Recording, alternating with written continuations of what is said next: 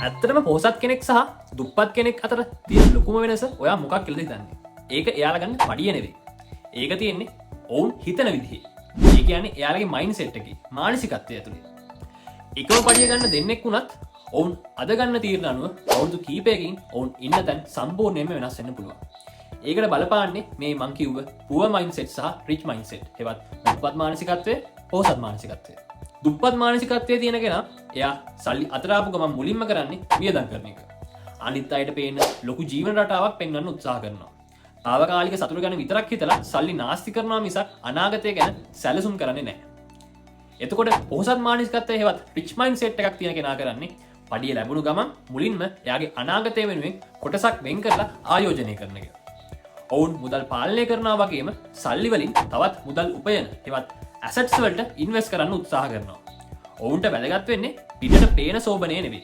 ඔවුන් විශේෂයෙන්ම අරමුණු කරන්නේ ඔවුන්ගේ සැබෑ මූල්‍ය නිදහස ගැනයි. පොහොසත් මානසිකත්වය කියන්නේ සල්ලි පෙන්වන එක නෙවෙයි. බුද්ධිමත් තීරණ නැවත ගන්න එක. ඔයාගේ මූල්‍ය නිදහස ආරම්භ වෙන්නේ ඔයා හිතන විදිහ වෙනස් කරපු දවසේ ඉඳලා. අද ඔයාගෙන් අහන්න මගේ මේ දිනපතා පුරුදු මාව අරන් යන්නේ කොහෙද කියලා. රිච් මයින්ඩ් සෙට් එකටද පුවර් මයින්ඩ් සෙට් එකටද? ඒ ගැන හිතලා ඔයා පහලින් කමෙන්ට් කරන්න. වටිනා මූල්‍ය උපදෙස් දැනගන්න ෆලෝ කරන්න අපේ SL Financial Freedom page එක.